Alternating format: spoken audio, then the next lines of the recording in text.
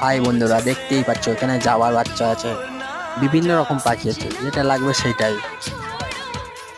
প্রতিটা জাবা ভালো ভালো বাচ্চা তোলে, ভালো ভালো দাড়ির বাচ্চা। হাই বন্ধুরা, দেখতে পাচ্ছেন আমার এখানে অনেক কিছুই আছে, বড় ভিডিও আছে। ভিডিওর মধ্যে অনেক পাখি আছে, লং টেল আছে, বদ্রি আছে, জাবা আছে, প্রিন্স আছে।